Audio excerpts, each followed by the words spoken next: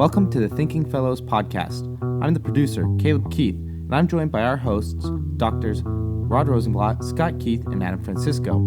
Follow these great minds as they answer pressing questions about theology, history, and apologetics. This show is brought to you by 1517 The Legacy Project, serving to proclaim the gospel to all people, especially those broken by the church.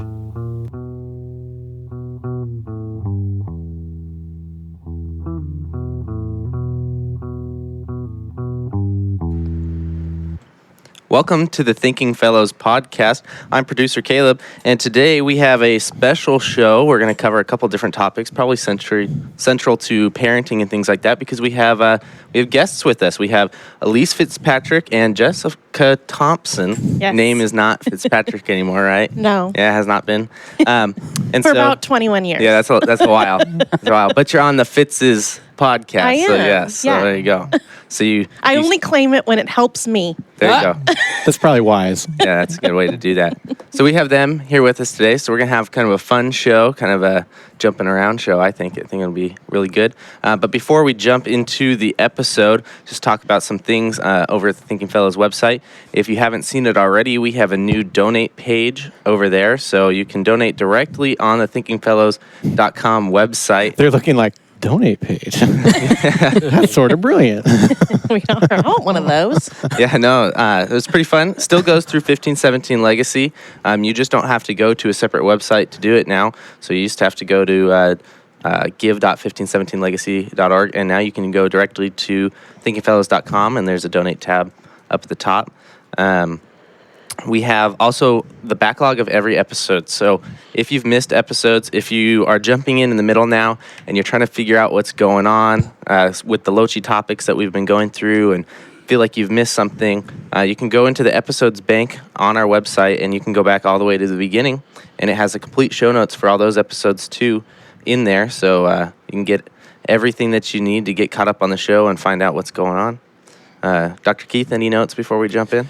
No, I mean, like you said, we're taking a slight detour today. The show that dropped today for the Lochi is eschatology, the last things, and that's actually technically the last topic in the Lochi that we'll cover. We have some ancillary things, like we did recording on missiology, which will be kind of fun. That'll come out, and we'll add to that a little bit. I think we're still going to hit vocation also. Right, we'll do vocation next. We actually have a couple others in mind too. But we'll get back to that. It's always fun to bring in guests. We're missing Adam today. He's busy. He has the children as his wife gets a mani-pedi. Yes. It's a good man. You should have been there as he was trying to describe to me what was happening. Just looks at his hands and something's happening with her fingers and her toes. Like, is that a manicure and a pedicure? Yes, that's it. Yes. Yeah. So he has the children today as she gets a mani-pedi. And we do have Elyse and Jessica here. I thought we might start out by just having you guys tell us a little bit about what you guys are, what you're doing. Elyse is an author. Jessica, actually, I've read several of your books. Maybe tell us about kind of who you guys are, what you do. I am a fan of Front Porch with the Fitzes. It is officially the only podcast I listen to regularly. Oh, we're sorry. No, it's really great. If our listeners do not listen to it, they need to. If I ever am in a bad mood, I just turn on Front Porch and cheers me right up. Well, so I am an author, Armin Arthur, and I've written somewhere over 20 books, and that's sort of phenomenal from my perspective. I've written somewhere around 1, and the idea of writing somewhere around 20 is just It is. It's unbelievable. Kudos. Yes, and so I have a master's degree in biblical counseling, which is neither here nor there. And I am married, have been married for 42 years, 3. Don't know that. I have 3. Having met your husband and children, that's really an accomplishment. No, it actually proves there is a God, because otherwise I never would have made it. And that's not because of them, it's because of me. And have 3 kids, and I don't know how old they are. Jessica might. And I have 6 grandkids that are really the reason for living outside, of course, of Jesus. And so we're really very interested in getting the message of law gospel out to broader evangelicalism, because it's absolutely not there at all. And so that's kind of where we're at. Yeah. You have a new book coming out? I do. I have a new book coming out entitled Home, How Heaven and the New Earth Will Satisfy Our Deepest Longings. And that book will be out, I think, the end of July. And that is a book that really came out of a very difficult season of brokenness for me personally. And beginning to think about how much I wanted to not be here anymore, wanted to please be excused. Yeah. And then I thought, well, if that's really what I want to do, then I probably ought to know a little bit about what I'm getting into. Well, there hasn't been a good book on heaven in 3 generations. There's Wilbur Smith's old one from the 50s, but it's blank. Yeah. And it's interesting because when you talk to Christians and you say, I'm going to write about heaven, then they're kind of like, oh, we get to go be with Jesus, and that's correct, but they basically have no other framework at all. By default, for years, I've had to go to the 7th book in the Narnian Chronicles. Yes. Last Battle. Yeah, the last battle. Because kids are afraid it's going to be an eternal church service. Exactly. I understand. Adults are afraid. I'm afraid of the eternal choir. Yeah. The eternal choir. Yes. Or, sort of on a eternally long cruise ship with angels serving you drinks or something. I don't know. No, not like for a whole eternity. I mean, a couple weeks is good. But so just really looking at what's going on, what will be happening with the new earth and our resurrection bodies, which please God. So, I've got that coming out in a couple weeks, and I'm excited about that, actually. Yeah, I am too. We were just talking about that yesterday in the show on eschatology. Yep. And how important that is, and how little there is out there. I mean, to point people to know more about what will it be. Because when we do eschatology, we talk about the return of Christ, the new heaven and the new earth, or resurrection in the body. And then the question is always, well, what will that be like? And we're usually good. Good. It'll be good. Yeah. So I think that people, I think in a lot of times, because people have sort of bought into the pagan construct that the body is evil, and the spirit is good. Yep. Right. That anything in eternity that has to do with physicality will be evil, or just won't be there because it is evil. Yep. We've sort of bought Plato. Yes, bought hook, line, and sinker into Plato. So I was talking actually with someone yesterday and talking about the physicality of where we're going. Yep. And she's a believer and has been a believer her whole life, and she was shocked. Yep. Shocked. Yeah. So again, I feel sorry for myself that I've been through a really rough time the past year and a half, but actually happy that I was forced to do the reading and work I had to do in order to talk about this. So I'm hoping it will be an encouragement. It's very difficult to be looking forward to and comforted by the thought of sitting on a cloud, strumming a harp with see-through fingers. Yeah. I mean, no. Yeah. No, thank you. No, thank you. Yeah. But Well, nice use of scripture, particularly Paul saying, I'd rather depart and be with Christ, for that's far better. Yes. Yet for your sakes I remain in the flesh. I mean, there was in Paul. Right? Yes. Yeah. Far better. Yep. So, I mean, sitting on a cloud is not necessarily far better. No. All of that stuff. Right. You got to go. And it's work to get rid of children's books that they liked when they were children. Well, even cartoons. Or even cartoons. Yes. It's difficult to scrub that junk out. Yeah. You're not going to grow wings. You're not going to be a light bulb. Right. You're not going to be see-through. Right. I had a conversation with one of my aunts, I think about 6 years ago, and she's lifelong Lutheran. I mean, Yeah. baptized in the church her whole life, never really away from the church. And I remember telling her, get through the course of the conversation, getting the sense that she believed that when she died, she was going to become an angel. Yeah. Wow. And I said, no, that's not really what the text says. And she was absolutely astonished. Yes. I mean, just, Yeah. Yeah. I'm not sure she believed me at the end of the night, but I mean, the truth of the matter just, it almost broke her because Yes. she had bet her, her whole Christian life on this for Yeah. a long Goodness. time, apparently. Yeah, it's just amazing. Yeah. I think I heard once a long time ago on the White Horse Inn, and I've believed it ever since, that the great American heresy is just Gnosticism. Yep. Mike defended that well. Till we have not till we have faces. In the Face of God. Yeah. Uh-huh. I think it's out of print now, but it was a great piece of work. Chapter titles like "Are Your Hymns Too Spiritual?" Yeah. Yeah. Yeah. When I heard that, I always felt like it was ironic that in the most materialistic country, that's ever Yes, existed, yes. that our great heresy is to believe that, we're going to be spirits and Yes. that matter is bad. Yes. Yeah. Isn't that interesting? Yeah. But, of course, that's where we would go, right? Because if materialism is the law that we're all living under, then we're all going to say, well, materialism is must be bad. Must be bad. Something Yeah. else. And then Jessica's an author too. Yes, she is. Yeah, Everyday Grace. I read that book. I've actually bought 3 more copies of that book and handed it out to people that are having relationship problems. Mainly because I think the Give Them Grace. I mean, it's an incredible resource, which we'll talk about in detail today.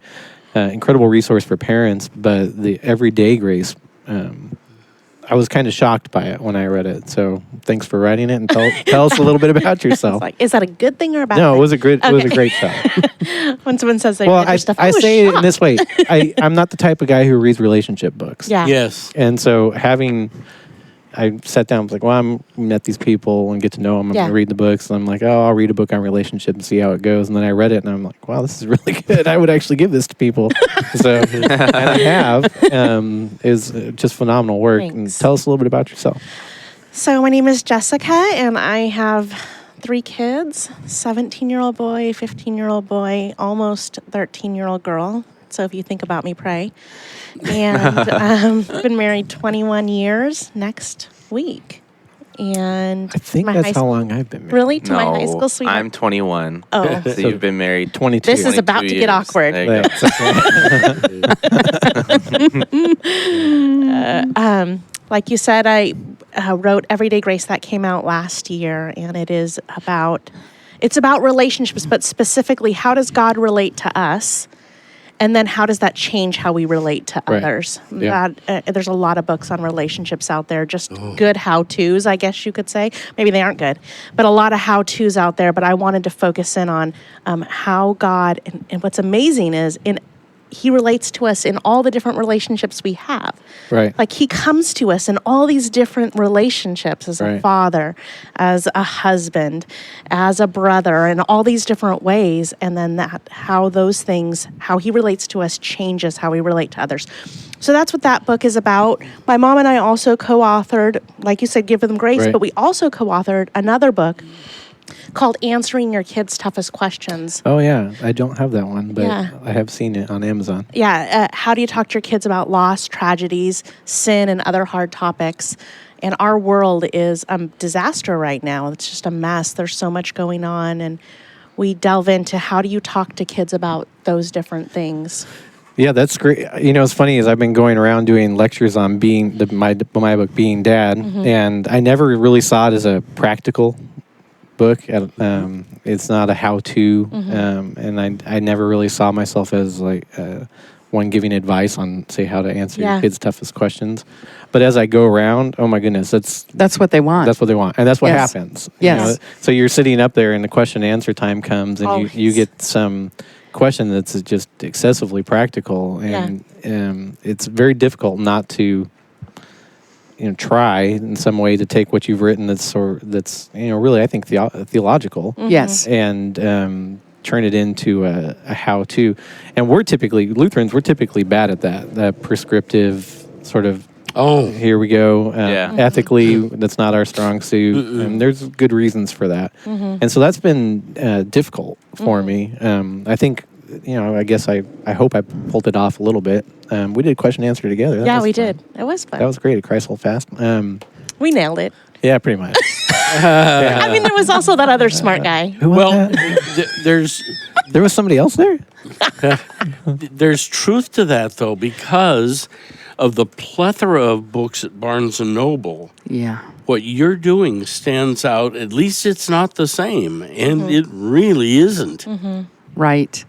And, that's that taking theology, which that's what we're doing with Give Them Grace or Everyday Grace, taking theology, but then take that and put it into someone's life and say, because of that, this is how in your relationship with your child or your child's relationship with you or whatever, this is how this changes.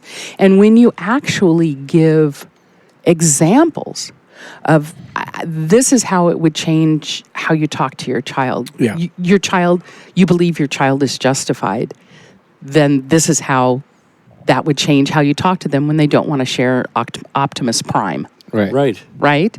And that is paradigm shifting. I mean, you can talk up here about theology, and I love that, and let's do that. And every time anybody comes to me at a conference and says, I have a question about my 8-year-old son, I say, talk to Jessica, because I'm clueless. But, we can spend time sort of up here talking about theology without actually saying, okay, I'm going to show you, not because I'm going to write a script for you, but I want to show you how this changes your relationships. Yeah. And so then I also wrote a devotional called Exploring Grace Together. And that's for parents and kids. This target age range is like 5 to 10-year-olds. Wow, that's great. So you have like an everyday experience and then a Bible verse. And how do you take the gospel to a situation where only kids ever hear is the law? How do you take the gospel and work it into that? Good for you. I have that too, and and then I'm 1/3 of Front Porch with the Fitzes, so my mom and my brother. Yeah, and my function on Front Porch with the Fitzes is to sit there and get made fun of. And She does a great job, She guys. really does. She does it well. I totally do. I used to think I was funny, but I don't anymore. Now I know I'm really a loser. Didn't Paul Zoll do one on grace in practical? Yeah, I actually have it on my shelf. It's Grace and I think it Practice. is Grace and Practice. Grace and Yeah. Practice. Yeah. It's a great book. Yeah. Yeah, well, you do a great job with that on Front Porch with the Fitzes. Just being made fun of. My wife and I, Joy, we listened to it, and Joy says, we should do something like this. I'm like, no, it's not going to work. And she says, why? I'm like, because you're not going to take the jokes that well. Sometimes she doesn't.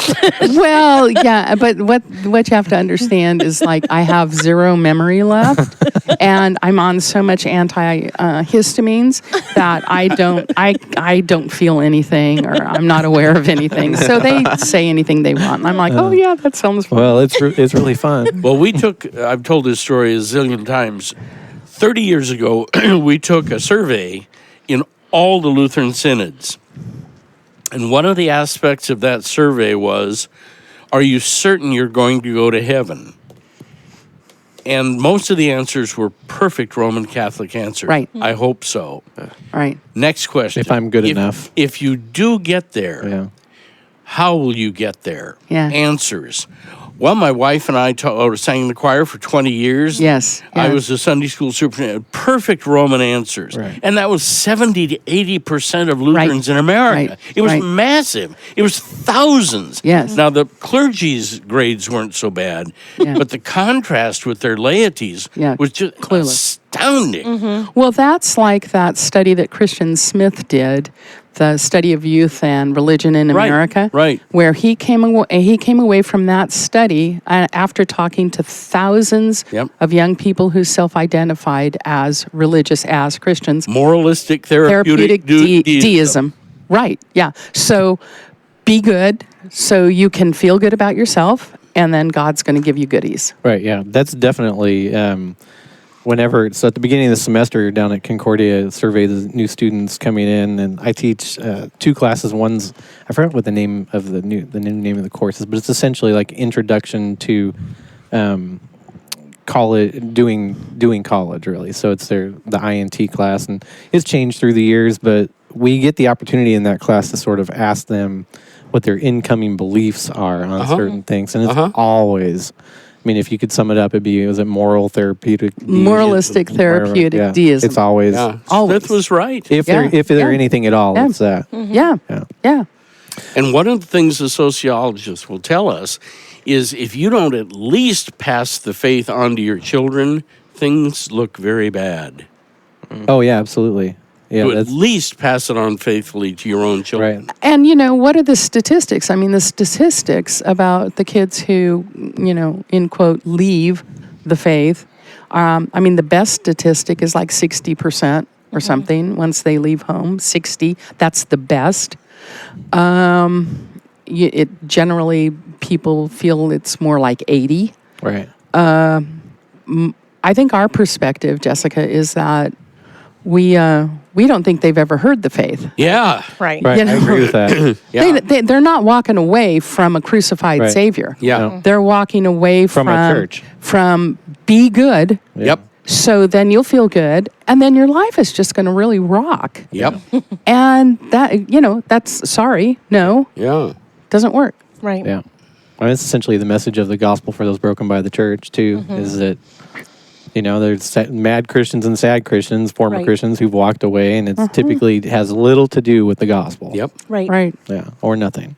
Right. I'll tell people, if you're not having the gospel preached to you, and I don't mean an altar call, if you're not having the gospel preached to you, go find a church where somebody will. Right. Yeah. I actually was listening to a sermon from someone yesterday who was talking about an article that he had read on the Huffington Post where a woman was talking about why she doesn't go to church anymore. And Yes. she said that she was tired of being told to take communion so that she could feel bad about herself.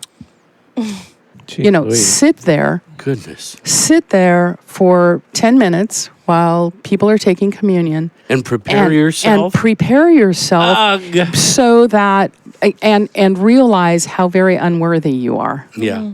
And she got sick of it and basically said, I don't go to church because I can't stand Yep. that way of thinking. Yeah. Sort of jumping from there. I think that's one of the things that the gospel does is it makes us courageous enough to know how completely broken we are, and yet it doesn't kill us. Yeah. I mean, it kills us, but it One doesn't. one lady convert to the Reformation she's very fluent, and she wrote a series of 3 letters on what it felt like to shift. And one of the things she said that we don't even notice, she said, I can't tell you how great it is that the first thing I do is publicly confess my sin before everybody. Yes. Yeah. She said that is life-changing. So freeing. Yeah. Yeah. Wow. Yeah. And she wrote it really well. Yeah, I mean, that's been one of the discussions. Maybe that'd be for another day. One of the discussions on we did one of the shows where we dipped into the liturgy a little bit. Yeah. But there's some really interesting arguments out there these days, pro and con liturgy. But that's one of the best arguments for, I think, is that when done well, you start out your service with why you're there. Yeah. And that's to be forgiven for your sin. Yeah. And then you go from there. So, all right, I want to talk about Give Them Grace a little bit. So this is a book you two wrote together. And the subtitle, I love the subtitle, is Dazzling Your Kids with the Love of Jesus. And it just, that book hit me hard. I mean, there were some perspectives that were definitely different than mine as a LCMS Lutheran. Right. That our listeners should be aware of, especially. I think I'd say, from the most part, is written from a Calvinist perspective. Yeah. Is that accurate? Uh-huh. Okay. But just, can you tell us a little bit about the book? I mean, it's in a world full of bad literature on parenting. It's a bright light. Well, what we wanted to do was combat the moralistic therapeutic deism. That really was what we set out to do. We had been studying Luther's commentary on Galatians together and thought, we know the gospel's true in our lives. How does this work out in our parenting? How do we talk to our kids about law and gospel when all they really hear is law from us? Like, how do we bring the gospel in? I mean, kids need rules. We're not crazy. First of all, don't send them to a dangerous Sunday school. This is true. Really? No, Yeah. you're right. Yeah. Those are formative years. Yeah. And if they end up having a moral point, I grew up in that in Lutheran pietism. Mm-hmm. Every story had a moral point. That was the Right. That was the Right. height of the lesson. Right. Right. And that's what I grew up in. I yes. grew up in that type of church. Awful. And we started making this shift in our thinking. Much of that is due to Luther's commentary on Galatians. Yeah, or and on being a theologian of the cross. We Yeah. were reading that as well. And so as we were thinking through those issues, we thought, okay, that's great, but how do we talk to our kids about that when all they've ever heard is like, be a Daniel, or Yeah, right. be a better kid, Or and be like Esther. Yeah. Great name, though, right? Yeah, Caleb? that's the perfect name for your daughter. It is, but no. Yeah. Yeah, be like Esther, and you could end up in the harem of ISIS. That would be really That's great. exactly what would happen. I was in a congregation up in Santa Barbara when I was at Westmont faculty, and I worshiped there. And one of my kids brought home their colored Yeah. thing that they did in Sunday school. Yeah, no.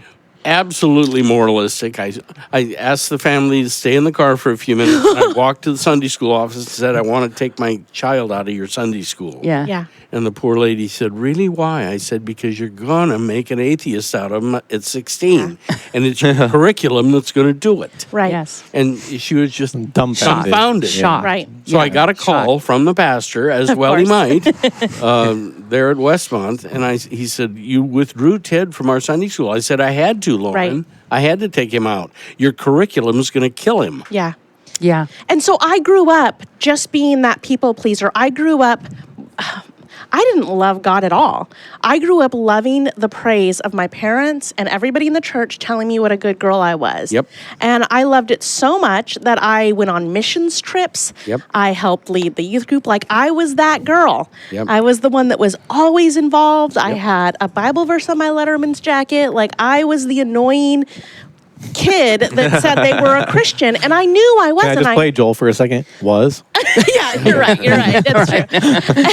I went so far as to go to Bible college to get a degree in theology, all because I with my goodness, was avoiding my Savior.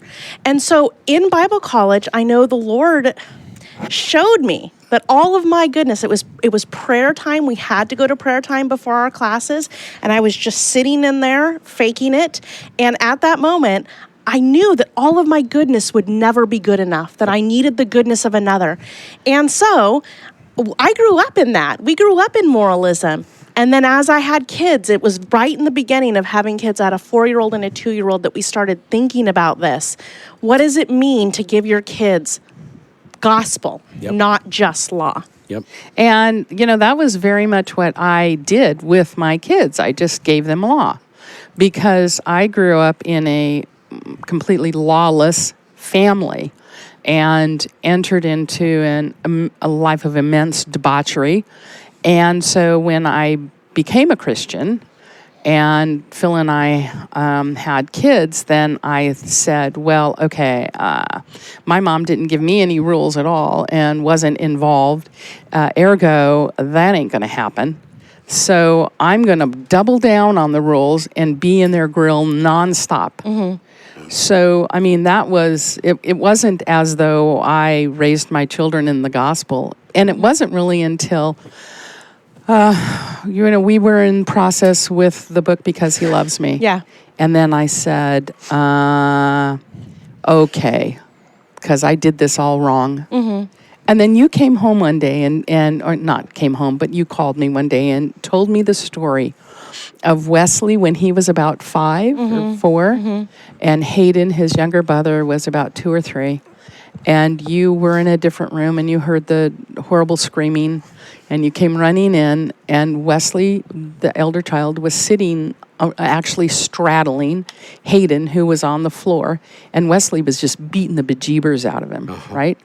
And when you looked at Wesley, he had that bite mark on his back. And you picked up Wesley and you said to him, Wesley, you must love your brother. And Wesley said, I can't. Huh?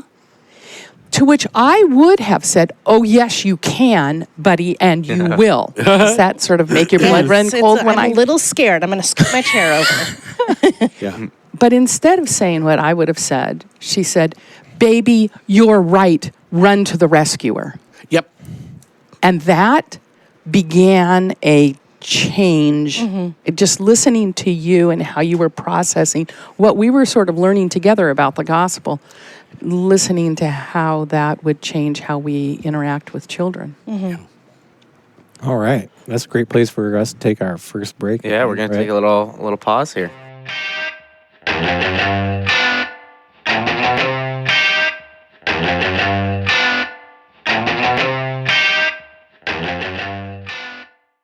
Welcome to our break. As you guys have all been hearing, we have our guests with us today, and they host a very special podcast called Front Porch with the Fitzes. Yes. And how about, Jessica, you want to talk about that podcast a little bit, maybe Yeah. why people should give it a go? You should go listen to the podcast if you want to feel intellectually superior to someone. If you're feeling like maybe you're not a smart person, come listen to us and we will make you laugh. Hopefully that's our goal. We get together, myself, my mom, and my brother, and we get together and talk about current events. We talk about stuff that's going on in our lives.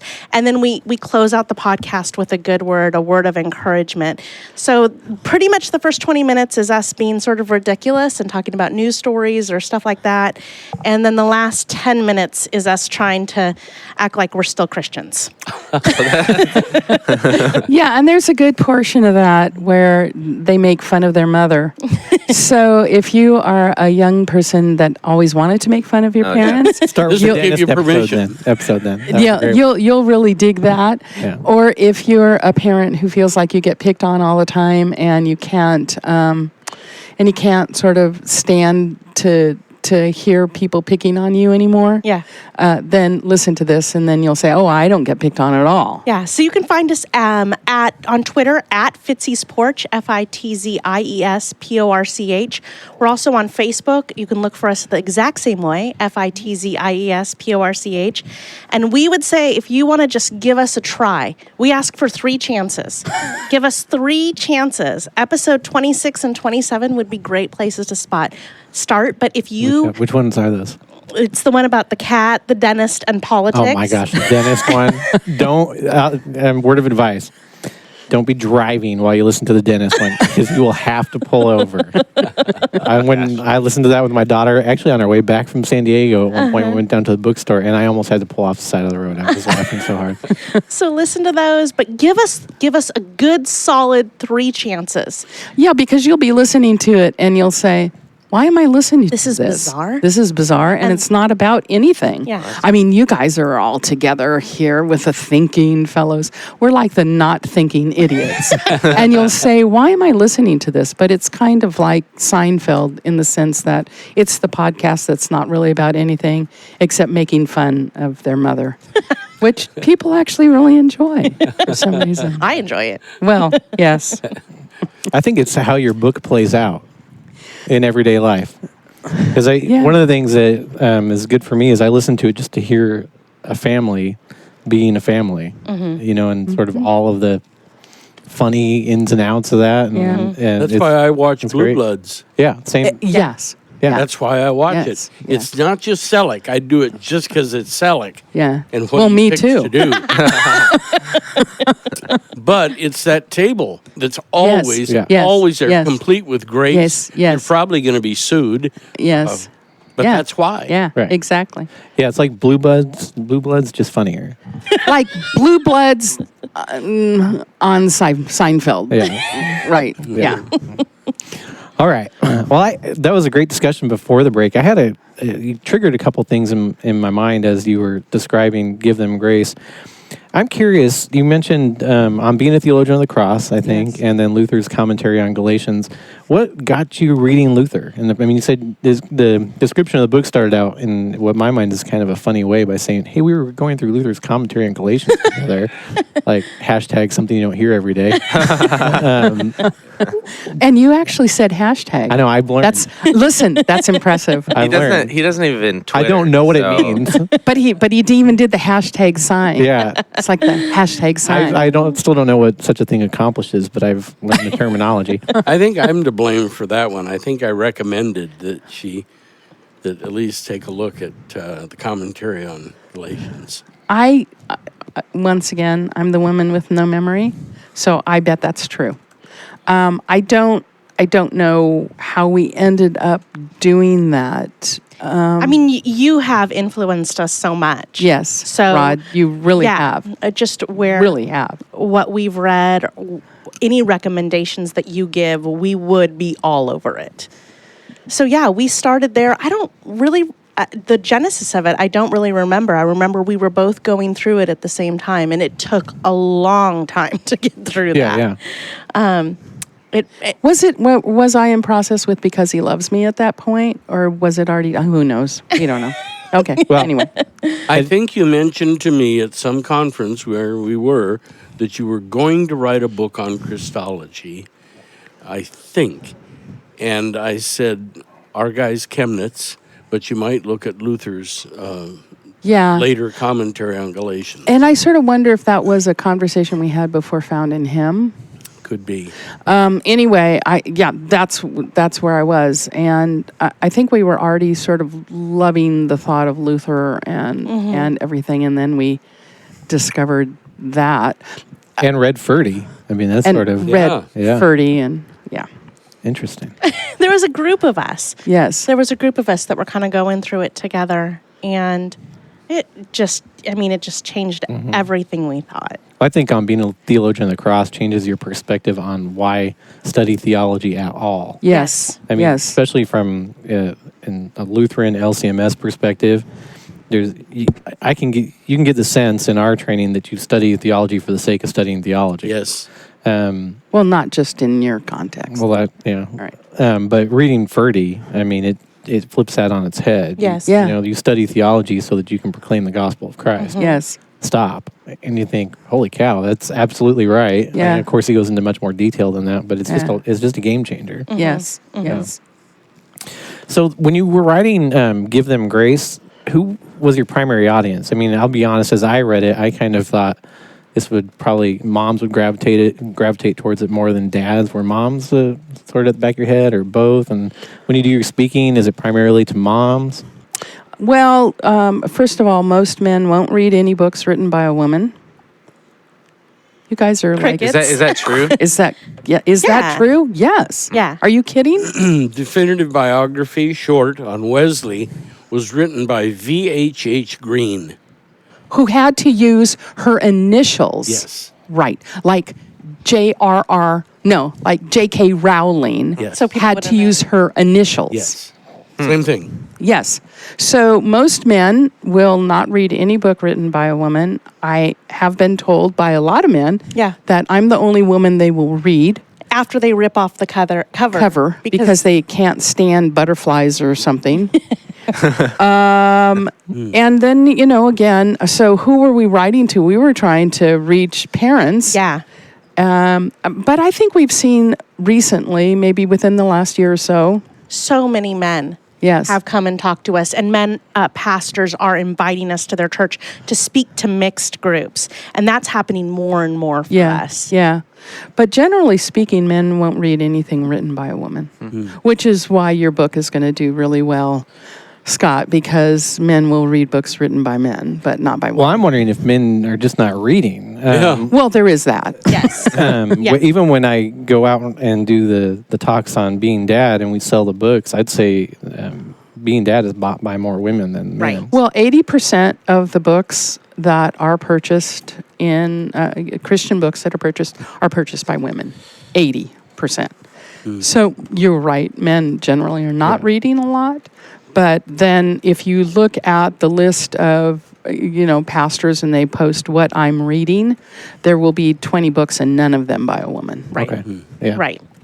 Anyway, you just got us off on a little sidetrack that That's worth noting. It is worth noting. It's worth noting. I mean, because I think I'm going to read some excerpts out of the book that I think should prove that anyone should read it, especially if they're a parent. This is the first one. This one blew me away when I came across it. Everything that isn't gospel is law. Not blew me away because I hadn't, it's fairly an uncommon idea, and it's actually, I don't want to get into too much of a rabbit hole, but it's actually a little bit of a fight that we're having in the LCMS right now over law and gospel. Right. And so coming across this in a book that's totally outside my tradition was just very interesting to me. But everything that isn't gospel is law. Let us say it again. Everything that isn't gospel is law. Every way we try to make our kids good that isn't rooted in the good news of the life, death, resurrection, and ascension of Jesus Christ is damnable, crushing, despair-breeding, Pharisee-producing law. I freaking love it. And what's interesting is when people hear that, I think there's part of them that hope that that's true, but then there's another part of them that then it totally freaks them out. Yeah. Because then they go, well, wait a minute, hold on, wait. No, the problem is that our kids aren't getting enough law. Right. That's what they think. When I get that, when I go out, I try to get people to reframe the context of sort of their memory of being a child and say, listen, everything in a child's life is law. Absolutely. Yes. They're in control Yes. of nothing. Yes. Yes. I mean, and having no control means that everything they do is dictated to them in some way, shape, or form. Even if it's in their talking their parents into doing something they want, sort of all of the logistics of that will be determined for them, and they'll be taken. They can't go unless somebody drives them. Everything is law, Right. in their lives. They have more law in their lives than I think we even can imagine or remember. And so when you do come in with the gospel, it's literally groundbreaking. I mean, Yes. it literally turns Yeah. their world upside down. Yeah. And we say, that's one of the things that we say every time we go and speak, that exact sentence. And you can watch people look at us confused because no one thinks in this way. No one, not in the constructs that we're speaking in. People don't typically think law and gospel. And so when you talk to them about it, it's like, it's almost too good to be true. Oh, there is good news? Yeah. Oh, we Yeah. can give them Yeah. something more than be Yeah. a good kid or be like Daniel or whatever it is. I tell stories about my own dad, lots of them. And there's a percentage of the audience that just is inwardly furious because I didn't get what I deserved. Right. Yes. Yeah. And they're mad. And they're mad. Yeah, that's a Right. hard. I use that story, and it's a hard one for the audience for sure. I've sort of buffered it in with telling the Monroe story first because it's kind of a good step.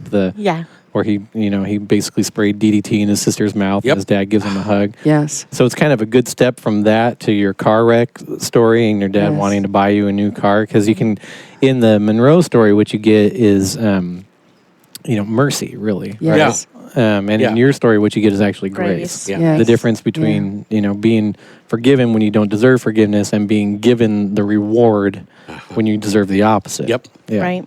Yeah, that's great. I want to do a couple more here just to get everyone's reaction to it. Most of us are painfully, this is from Give Them Grace. Most of us are painfully aware that we're not perfect parents. We are also deeply grieved that we don't have perfect kids. But the remedy to our mutual imperfection isn't more law, even if it seems to produce tidy or polite children. Christian children and their parents don't need to learn to be nice. They need death and resurrection and a Savior who has gone before them as a faithful high priest, who was a child himself and who lived and died perfectly in their place. Yep. Holy cow. That would transform Sunday school curricula. Yes, it would. Yeah, it would. And maybe we can mention one of the curriculum for kids that we really are loving. It's entitled "Show Them Jesus" by a man whose name is Jack Klumpenhauer. And he has taken that message and said, okay, when we're doing Sunday school and we're talking about the story, the narrative of Daniel, Right. then this is what we do with it. Right. And it's really great. So you might, want to check that out.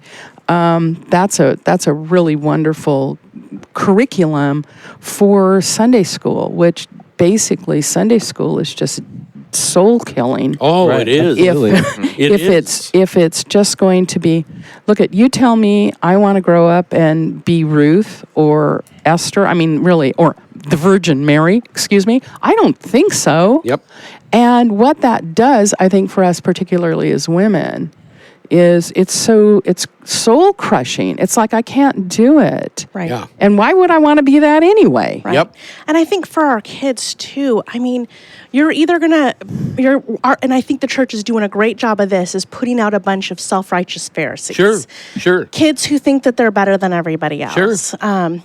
Or you're going to have the kids who just completely walk away from the faith. Sure. And so what we're trying to say is, well, because we're not giving them the good news, we're not giving them the life, death, Yep. resurrection, ascension of a Savior Yep. who lived perfectly in your place. Yep. Like, kids don't hear it. My boys one time had won this award for a Little League award. It was called the Cameron McAfee Award. And what that meant is they were the good sports on their team. Only one kid gets it for each team. And so they'd bring them up at the closing ceremonies, and the kid would get announced and everybody would cheer. So, of course, this isn't just the message of the church. The message of the world is be good as well, right? Sure. So they would come up and get this award, and both of my boys won it one year, which was a big deal. My older kid always wins that award because he is the good kid. And my middle son, we were a little surprised that he won, but we were grateful. And sound familiar? And so we were walking away from that awards ceremony, and my oldest son turned to me and said, both your boys won the award. And I said, yeah, we're really grateful for God's grace and his work. And he said to me, well, that didn't get through. Everybody must think you're good parents. And I said, yeah, they must. And they must think you're good kids, but they're wrong on both. Yes. Right? Good It's for not you. about us being good parents. Good for you. And I think the church is all about be a good parent, you're going to produce good kids. Yep. And that's not the message of Christianity. Yep. The message of Christianity is a good Savior died in your place. Yep. That's our message. Right on. Yeah, that's great. And we've had discussions with so many parents who have said to us, first of all, that they were really glad to finally be freed from having to say, when you say please and thank you, you make Jesus smile. Seriously. I mean, That's not it's true. that's not like just a strange anomaly. That is in all of the stuff that they're reading. You make Jesus smile. And I'm like, seriously, if Jesus is waiting for me to smile or to smile when I become polite, Right. he's actually not a God I want to worship. Yeah. So, And in my case, he's going to be waiting a while. Lord Jesus, he's going to be sad. He's just up there twiddling his thumbs. Come on, Scott. Come on, say please and thank you. And then the other thing, which I think has been really delightful for us, is one of the things that we do when we go speak is we try to give grace to parents. And then to have parents come up to us after our talks in tears saying, thank you, I finally feel like I'm free to enjoy my children now and not just be sin sniffing constantly. Right. Yeah. Yeah. Wonderful. I can enjoy my children. Right. That's great.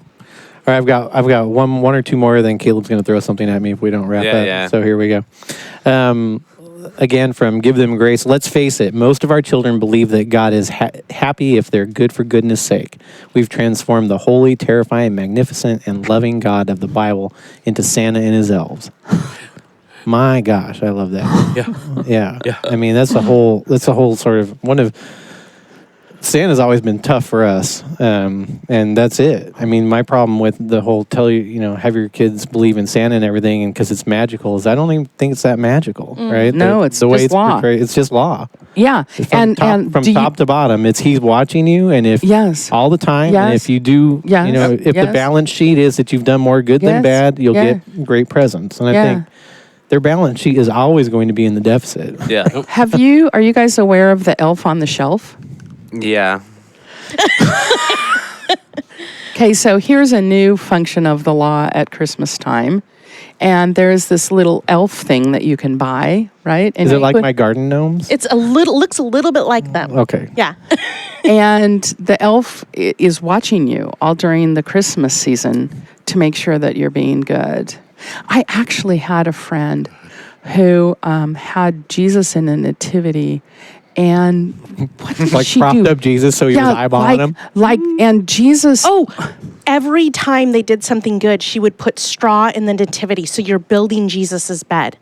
Oh my. So good only Lord, if you did a good mercy. thing would Jesus have something to lay on. Oh man. Lord. Oh. Yeah. Gosh, there's no I bottom. can't. There's no way out Okay, of that. but what you have to understand is that's not like an anomaly. Yes. Yeah, it's That normal. is across the board, evangelical. Even in the world, Elf on the Shelf is from the world. Yes. Like, that's not Christian. That's not from Christians. Like, maybe Yeah. they put baby Jesus on the shelf. I don't know.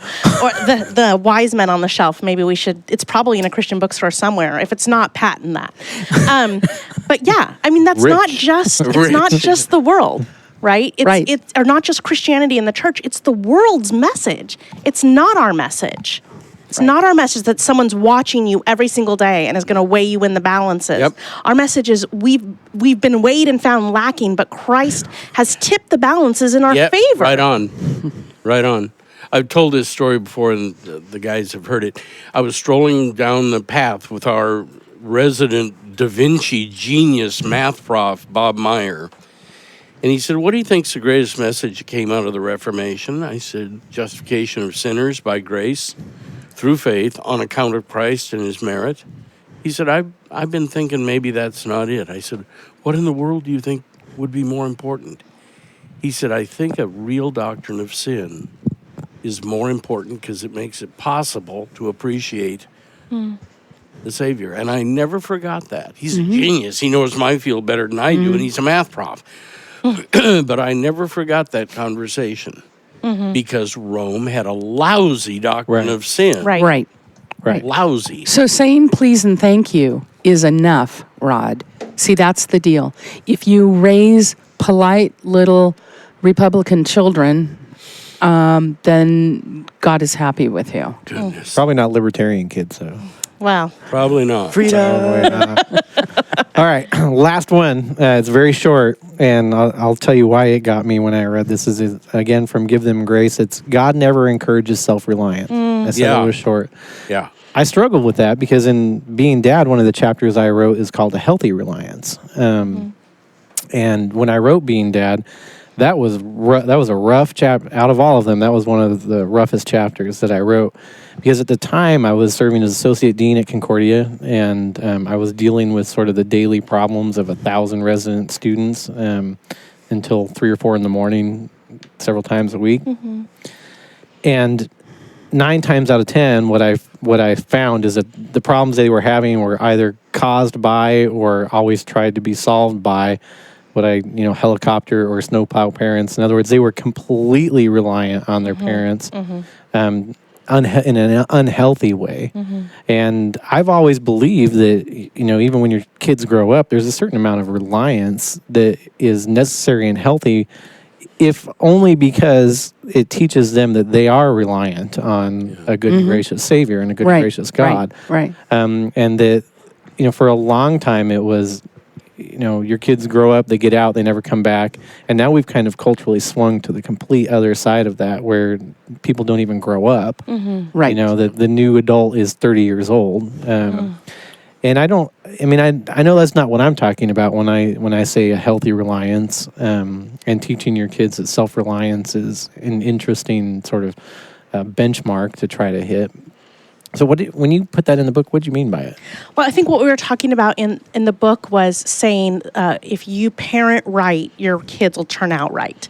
Like, when we say self-reliance, we're like, oh, I'm going to depend on my own methods to make my kids saved, and then all of a sudden my kid will be good. So good parenting in, good kids out. That's what we meant by self-reliance there, is that we don't rely on our own methods. Right. We rely on the work of the Holy Spirit to draw our children's hearts to Christ. Himself. Right. Right. And yeah, so it's the good parenting in, good kids out law paradigm. Yeah. If I'm a good enough parent, then I'm going to have good kids. Yep. And the debacle of what's going on now in the homeschool movement of all of these kids who for the last 20 or 30 years have been homeschooled because their parents really thought that if they put them in the right environment, sheltered them, of course, from everything in the world, and then All the bad out there. that they would become wonderful believing Christians. And whereas that, by God's grace may be true in some cases, generally speaking, a lot of the kids who grew up in that now are completely walking away. Yeah. I wonder if there's a particular approach that most of those parents are taking that's causing that, or if it's the function of homeschooling generally. I think it's a particular approach. I agree. There are certain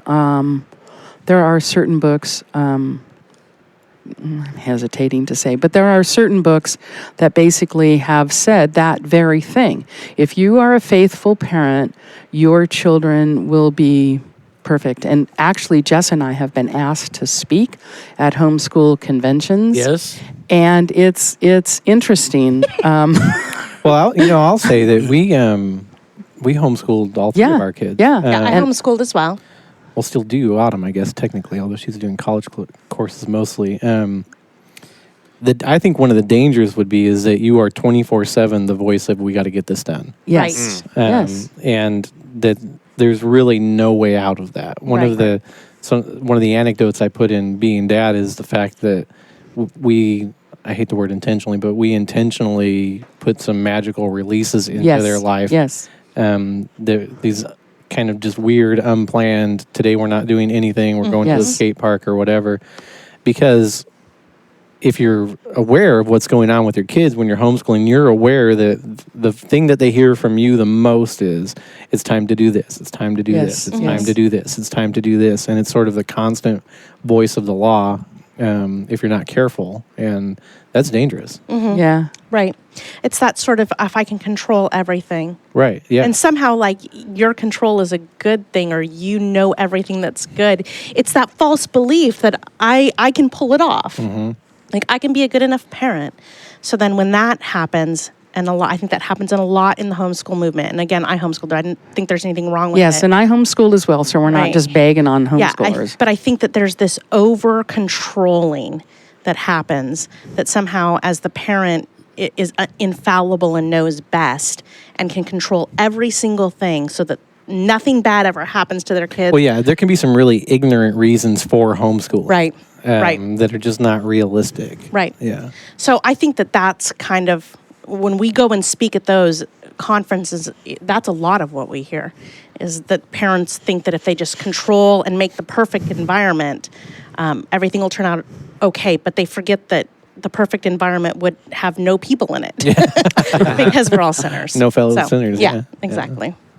All right, I think we need to wrap up. Yeah, that's about time. It works. That was great. Thank you guys for driving all the Thanks for way having us. up Thank you. here. I almost said down here because we're usually south of everybody else, but thanks for driving all the Thank way up you. here. Yeah, it was a joy to have you. So this show will go up in a couple weeks. Great. Thanks. Yeah.